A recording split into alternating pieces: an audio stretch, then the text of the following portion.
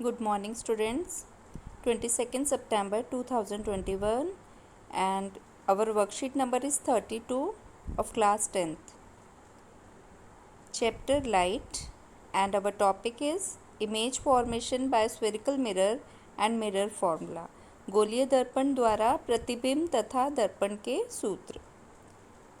जब भी हम रेखा चित्र बनाते हैं तो हमें निम्नलिखित नियमों को ध्यान रखना चाहिए। तो वो कौन कौन से नियम हैं वही हम आज पढ़ने जा रहे हैं। The intersection of at least two reflected rays give the position of image of the point object at any two of the following ray can be considered for locating the image. कोई भी दो परावर्तित प्रकाश किरणों का प्रतिच्छेदन बिंदु बिंब के प्रतिबिंब की स्थिति देता है। प्रतिबिंब की स्थिति ज्ञात करने के लिए हमें निम्नलिखित में से किन्हीं दो प्रकाश किरणों को फॉलो करना होता है। तो हमारा फर्स्ट रूल है, a ray parallel to principal axis after reflection will pass through the principal focus in case of concave mirror और appear to diverge from the principal focus in case of convex mirror। तो यहाँ हम क्या देख रहे हैं कि मुख्य अक्ष के समानांतर प्रकाश किरण परावर्तन के बाद अवतल दर्पण के मुख्य फोकस से होकर जाती है तथा उत्तल दर्पण में फोकस से जाती हुई प्रतीत होगी। Second rule, a ray passing through the centre of curvature of a concave mirror or directed in the direction of the center of the curvature of a convex mirror after reflection is reflected back along the same path। अवतल दर्पण के वक्रता केंद्र से गुजरने वाली या उत्तल दर्पण के वक्रता केंद्र की दिशा में जाती हुई प्रकाश किरण परावर्तन के बाद उसी पथ पर वापस आती है। गोलीय दर्पण अवतल तथा उत्तल, स्फेरिकल मिरर कॉन्केव और कॉन्वेक्स।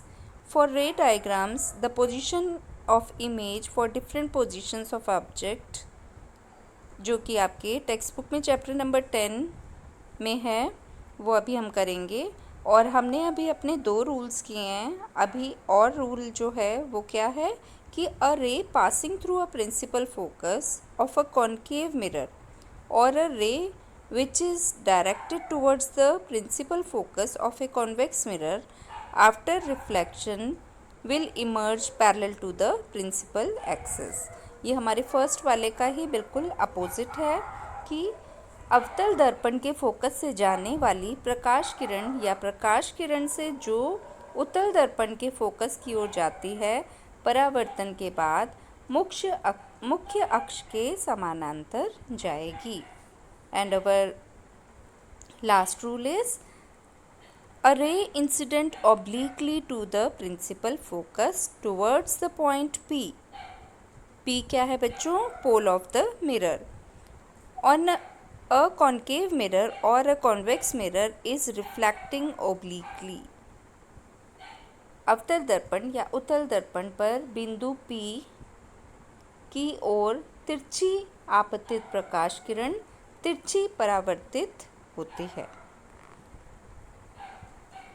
तो ये सभी रूल्स हमें जब हम रे डायग्राम्स बनाते हैं तो उसमें position of image for different positions of object के लिए फॉलो होते हैं। और हमारा दर्पण सूत्र या मिरर सूत्र क्या है?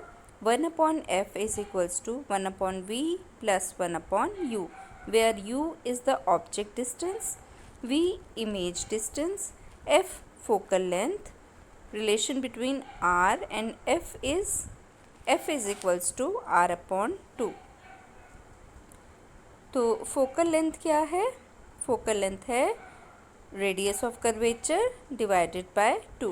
The formula for linear magnification of the spherical mirror is m is equals to h2 upon में h1, this equals to minus v upon में u। What determines the sign of m? What is the significance of the sign? तो ये हमारा mirror formula था। और sign का क्या है कि if m is negative then the image is real, and if m is positive, then the image is virtual. Now come to question answers.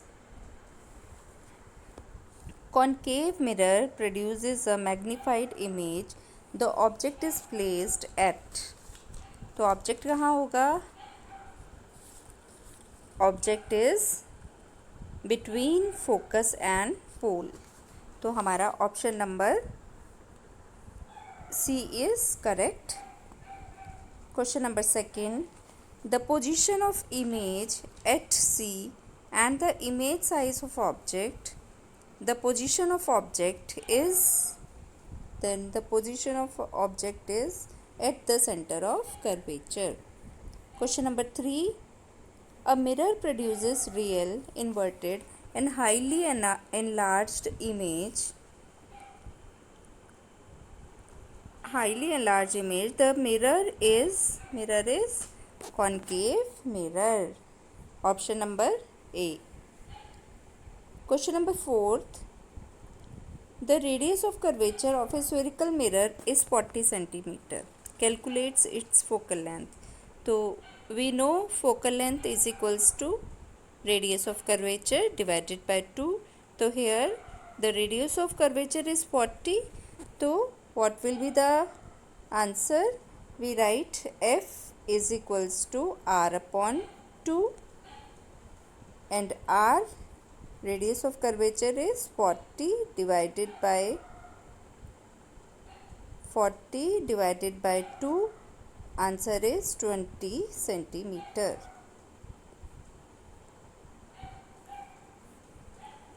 Question number 5. Write true and false. A ray parallel to principal axis after reflection will pass through the principal focus in case of concave mirror. So this statement is true.